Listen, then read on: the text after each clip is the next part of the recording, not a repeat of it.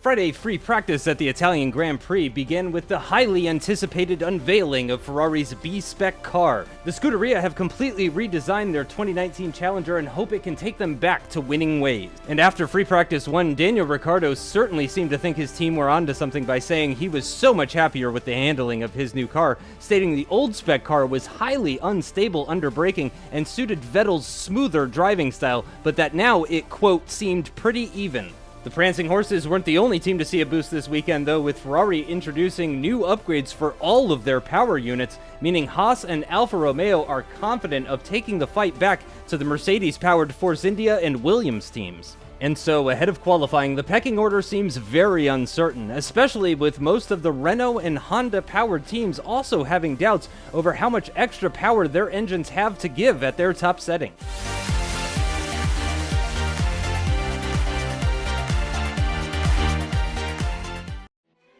Let's take a look now at the starting grid for the Italian Grand Prix from the Temple of Speed at Monza. The fastest today, well, it's Audi once again, taking 1-2, but this time it is Perez getting the better of his teammate. Sergio Perez managing to out-qualify Carlos Sainz by just over 0.2 of a second. Then comes the Ferrari of Daniel Ricciardo, very happy after a number of qualifyings outside of the top 10. Ricciardo on the second row of the grid and alongside Max Verstappen for Mercedes. Then comes the other Ferrari of Sebastian Vettel, both Ferraris in the top 5 for their home Grand Prix, and very happy about that. Lewis Hamilton in the McLaren starting from 6th position. Then comes the other Mercedes of Pascal Wehrlein from 7th position. He's joined on that 4th row by Nico Hülkenberg in the Renault. A fantastic result for them on what is a high-speed circuit. Then comes the Red Bull of Antonio Giovinazzi breaking into the top 10 alongside Romain Grosjean, making a very rare appearance in the top 10 with that new Ferrari power. Also, Leclerc getting the benefit of that Ferrari power, managing to out-qualify Mick Schumacher,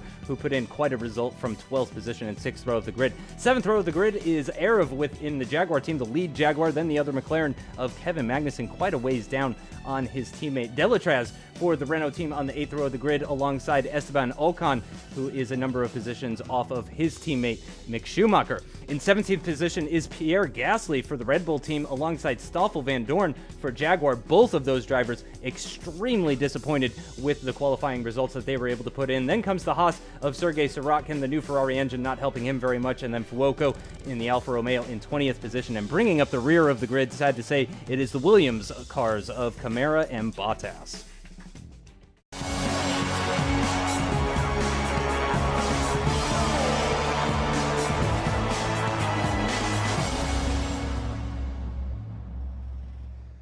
What's going on, guys? aarava here, and welcome back to my F1 MyDriver Career Mode, episode number 9 today for Season 5 at the Italian Grand Prix. And what a race is shaping up to be. A lot of mixed up grid positions, a few people who are usually in the top 10 down the order, and then of course the biggest news of the weekend, that Ferrari B-SPEC car. So who knows what's going to happen in the race. Obviously Audi looks strong as ever with their engine down the straight, but I definitely think Mercedes and Ferrari are looking good enough to maybe take the fight to them. In general, all the Ferrari engine cars are looking good for us. In Jaguar, obviously with our Land Rover branded Renault engine, bit down on power. I've gone for a lower drag setup, so we should be pretty okay down this straight. And of course, if you remember back to last season, if you've been watching MyDriver for that long, last season here at the Italian Grand Prix was the scene of my demotion to Toro Rosso, the team that has now become Jaguar, and it was the place where I got my first win of the season last year. So quite poetic in a way that I've ended up at Jaguar in what used to be the Toro Rosso.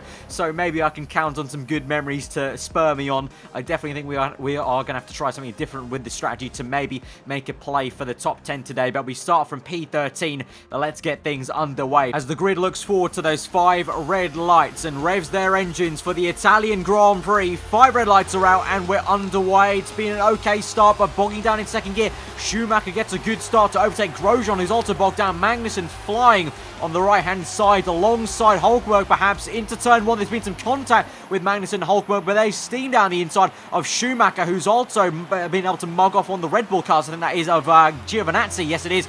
We go side by side with him through turn 2, getting bogged down by Magnussen, now getting nearly boxed in, but we managed to maneuver on the right-hand side of him, and now we find ourselves in the slipstream of Schumacher. We're up into P10, so it's been a fantastic start for us in the Grand Prix. Round the outside of Schumacher. Can we just about hang it? He's going to try his best, but we've got the line, the inside line for the second part of the chicane. And so that will be up into what will be 9th place, I think that is. So that's been a fantastic start for us. And so now we've got a nice bit of clean air to try and catch up to the top pack here. You can see going towards Parabolica is led by Carlos Sainz, who's trying to defend from his teammate Sergio Perez, who lost it off pole position and was down to second place. Tries to go around the outside to overtake him, closely followed by Max Verstappen in third, who's been able to overtake Ricciardo on the opening lap. So those three followed by the 2 Ferrari cars. Going back to our POVs, we cross the line to start lap 2. We're chasing now Nico Hülkenberg, who are actually rapidly catching now at a rate of knots in 8th gear. Hülkenberg going very, very slowly, so I wonder if he's on a lower power setting, lower fuel mixture perhaps. But that was a very quick overtake on the main straight without any DRS needed there to get up into what will be 8th place. And if we move our attention back to the top end of the order, there's been a switch of positions. Carlos Sainz in 1st place still, but now Max Verstappen finds himself in 2nd place with Perez down to 3rd. So Perez tried to re-overtake Sainz for the lead of the Grand Prix and actually ends up losing a position to Verstappen. Then they're closely followed behind by Ricciardo and Vettel. I think it's Vettel ahead of Ricciardo now. So Ricciardo, after saying in practice that he felt much more comfortable with this new Ferrari car, he's now fallen behind his teammate yet again, and he's being pressurized by Pascal Wehrlein, who follows him close behind. Then there's a bit of a gap to a struggling Lewis Hamilton yet again. The McLaren looking like it has, again, electrical issues at the start of a Grand Prix. A kind of consistent issue with them every single race, pretty much. And so now as we go through Ascari, we're closing up on them. You can see behind us, we've got Schumacher overtaking Hülkenberg. So Hülkenberg may also be struggling with his own issues, because Schumacher is now behind us in 9th place. So we're both of us making our way up the grid. And here we go, making a move on Lewis Hamilton now. Sailing past with ease, and we move back into the racing line. There's been yellow flags behind us, and Charles Leclerc is out of this Grand Prix. Safety car has been called out, so he's out of the Grand Prix. That might have just happened right behind us then, because the yellow flags were out just behind when we made that move on Hamilton. You can see we actually have to overtake the safety car because it's not quite picked up the leader. So everyone has to do an entire lap for the safety car to catch Carlos Sainz basically and wait for him to pick him up. But we're going to look at a replay now of what actually happened. So Leclerc actually overtakes Ocon here down the straight towards Ascari.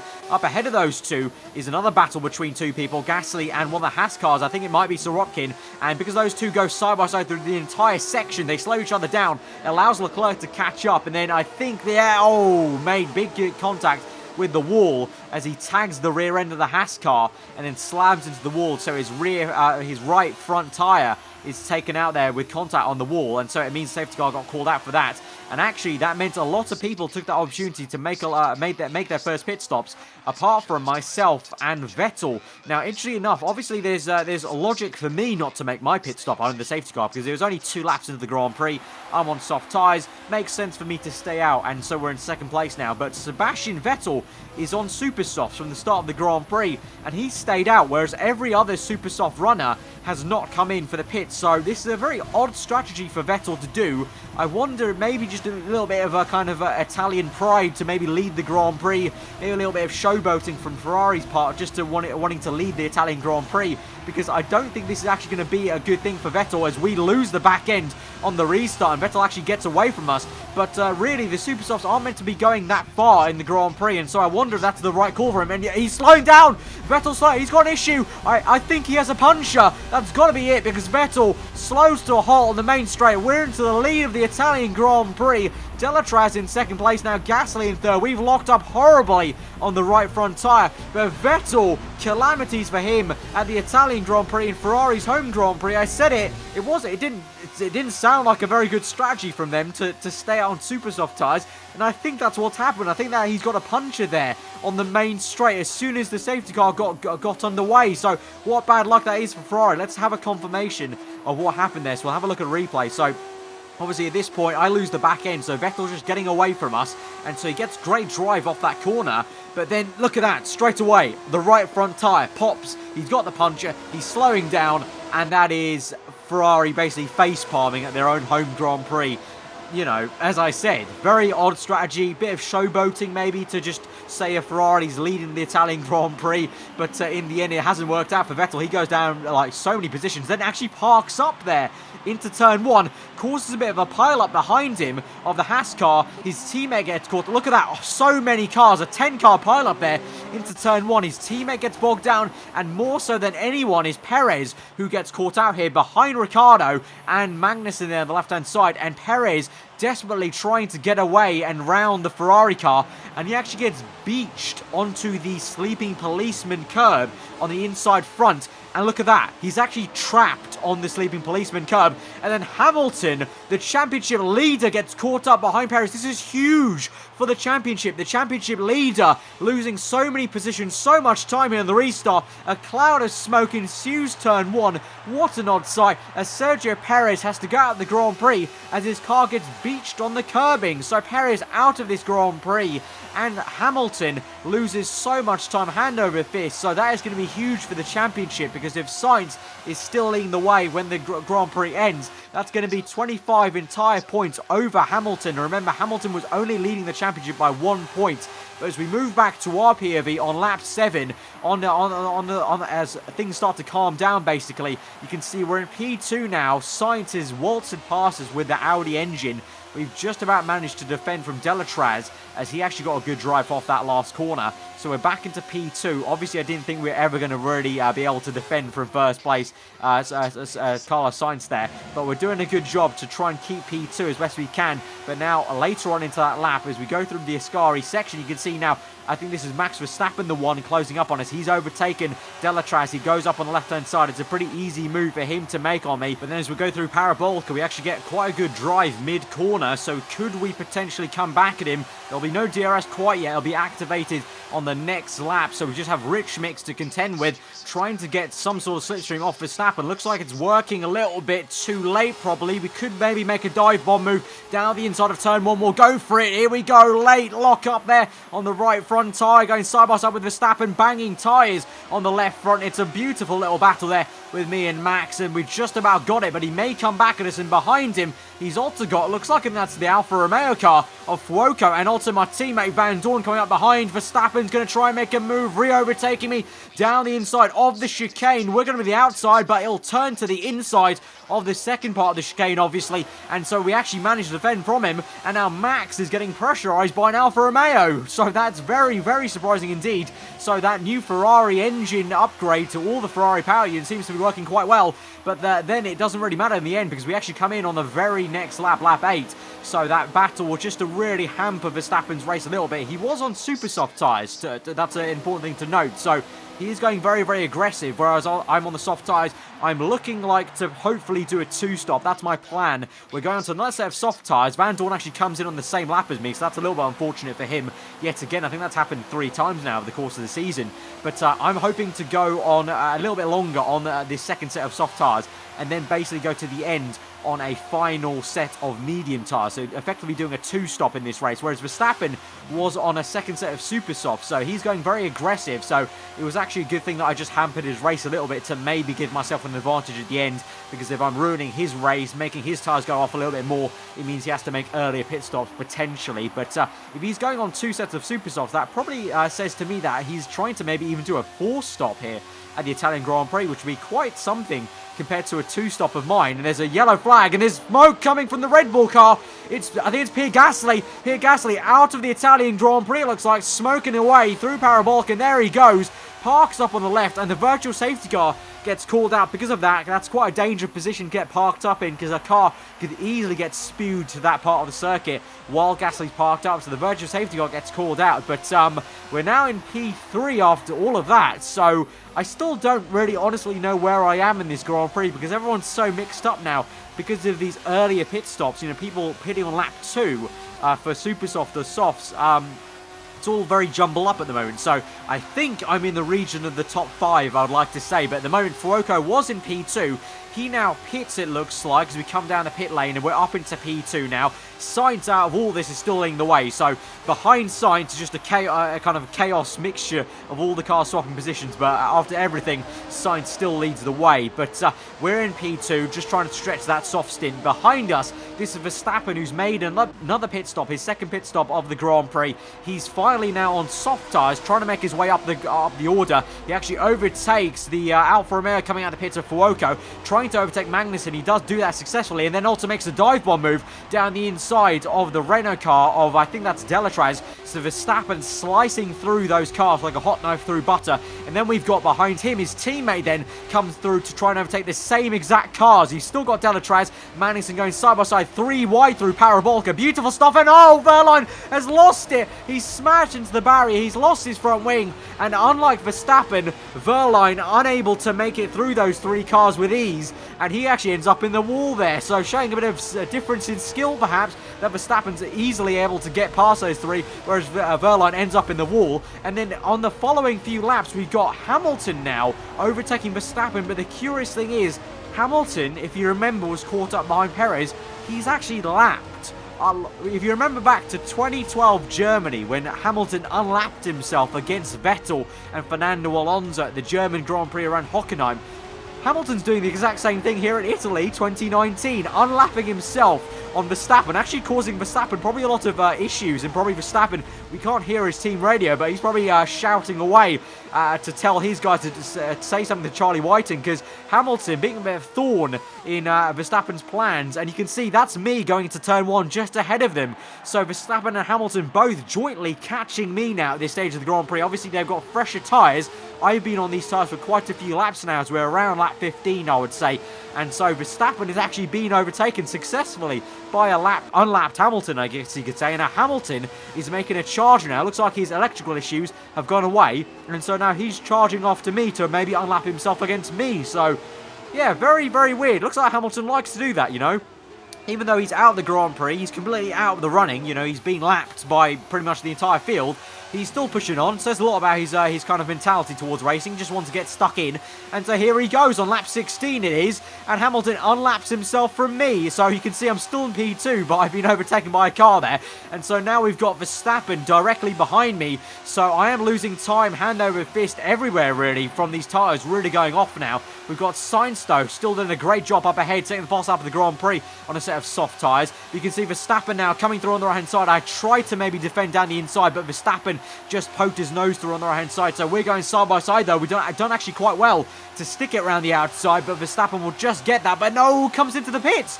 Verstappen, very early pit stop. So I mentioned this before, that Verstappen, because I held him up before, I may have forced him into making a lot earlier pit stops, and that looks like what's happened, because he's come in on lap 17 with 10 laps to go for his 3rd pit stop, I think that will be. And so we re-overtake Hamilton with ease, because obviously he'll get the blue flag, so that's a bit of a illogic on Hamilton's part. Sort of, you know, he overtakes me, but then he gets blue flags. But then by lap 17, the next lap, my tyres are going off the absolute cliff. You can see they're on the exclamation mark triangle, and so getting a little bit nervous. We're getting towards China levels of tyre wear here, and so Hamilton's easily got past me. And then Fuoco in the Alfa Romeo, who, by the way, is doing an absolutely amazing job to still be here in 2nd place with 10 laps to go, suggesting that he's very much here fighting for the top 4 positions, which is amazing. And as we come into the pits, our tyre actually pops, our left front tyre pops. You gotta say at the perfect time. So yes, I've lost a tiny bit of time there as we come into the pits, but that's near enough perfect timing on my part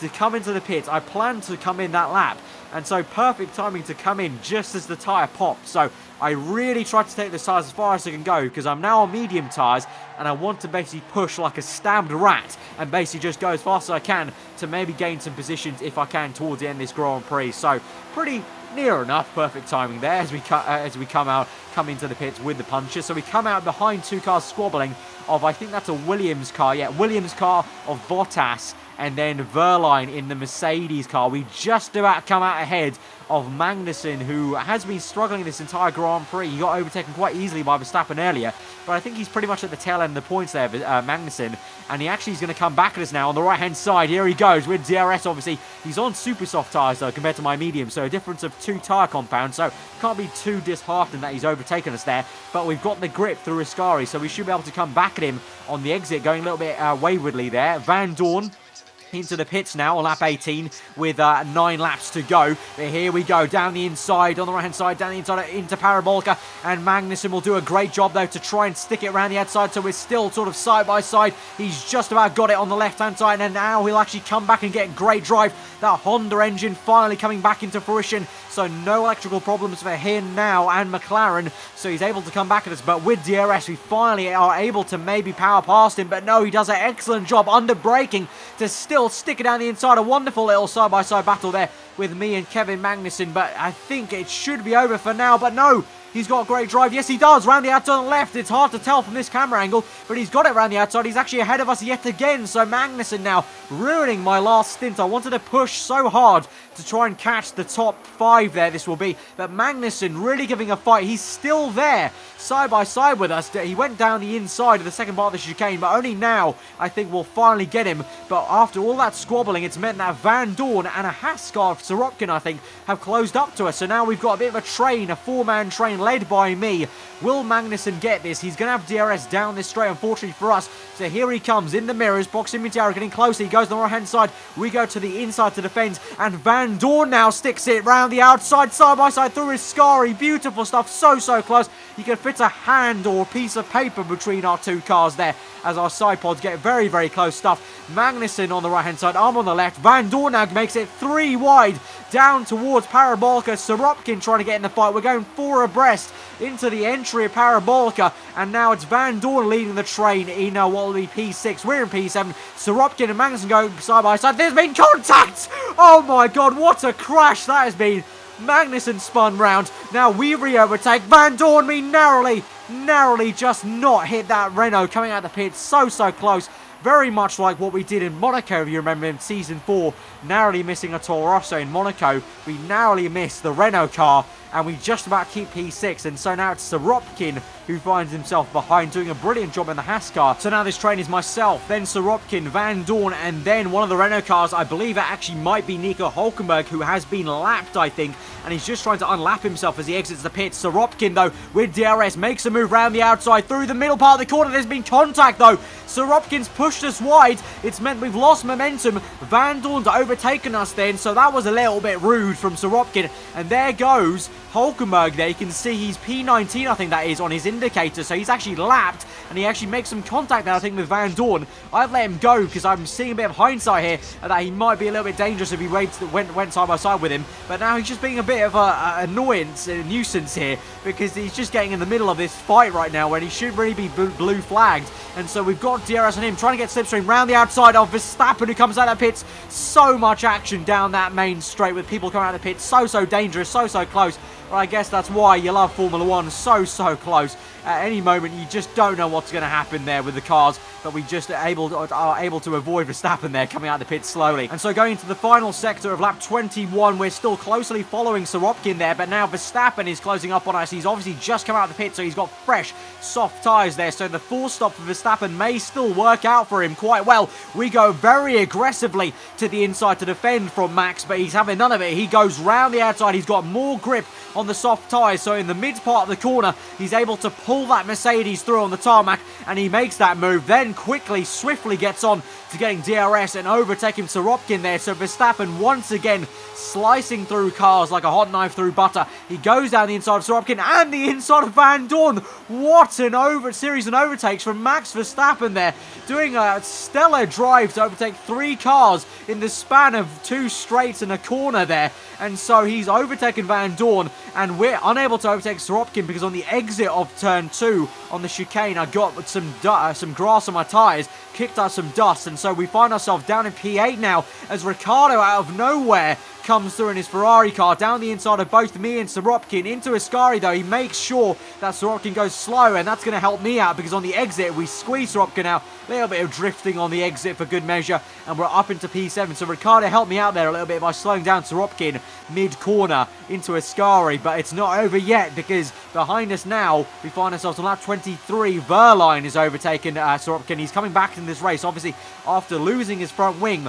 Wehrlein to be into the top 10 still. It's actually a fantastic job, just showing how good Mercedes are this Grand Prix. For Verline to lose his front wing and still be fighting in the top 10. He actually easily overtakes us on the entry of FERRARI, but can we come back at him potentially? And this is going to get a little bit juicy because I haven't yet really fought with Verline truly yet, ever since I left Mercedes in Season 3. So this may get quite tasty. There's just a lot of tension around me and Verline battling here. You remember back to Season 3 how kind of nasty it got and how angry it kind of got on track, especially at Hungary in Season 3. But here we go, down the inside of Verline, trying to defend and get back this position. It's not worked out for us though. We tried to do the switchback move, not worked out, so we can't re-overtake him for what will be P5. So we have to settle down for P6 for now. But on to lap 24, here we go again into Parabolica. This time, can we try again?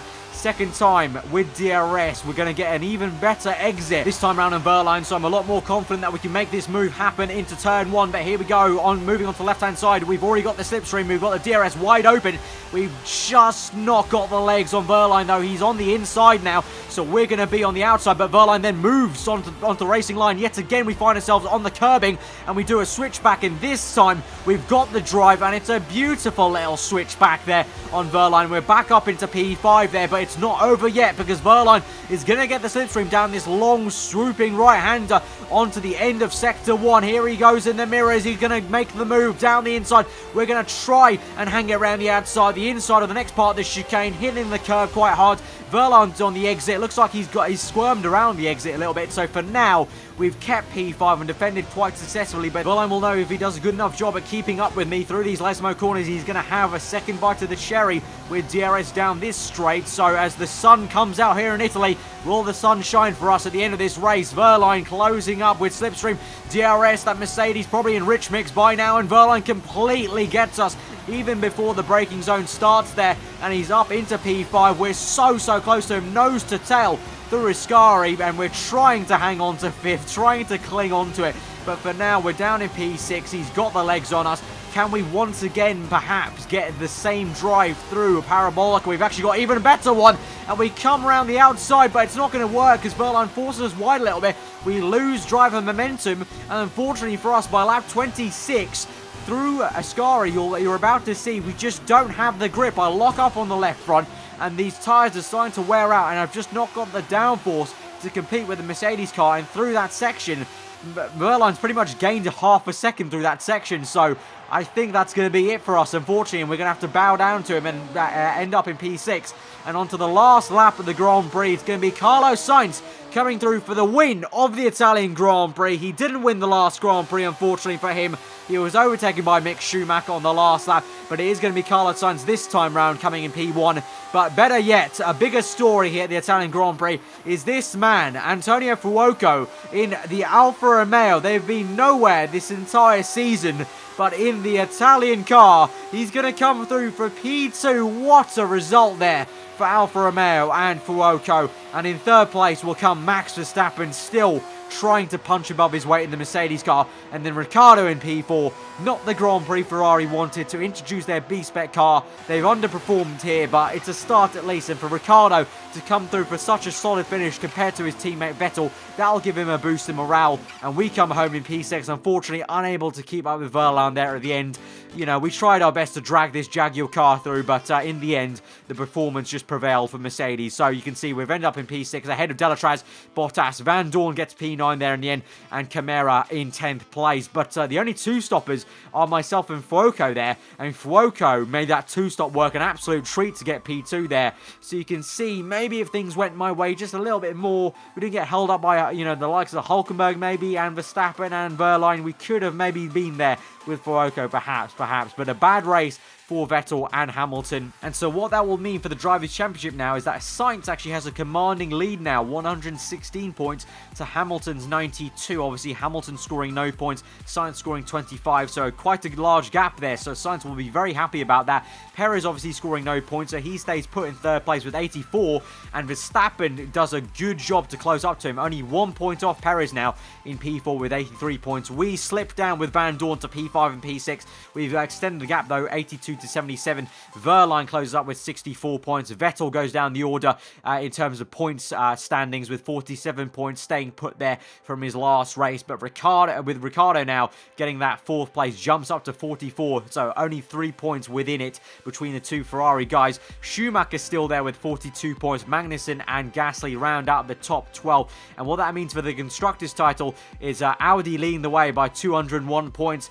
We, Jaguar, are still in second place with 159, so still pretty damn good. But Mercedes are slowly but surely catching up to us with 147 there. Obviously, the task really for us, obviously, we said this at the beginning of the season that I didn't think we were going to be challenging for the title. And I'm very surprised we even have a win with Vandoorne at the beginning of the season.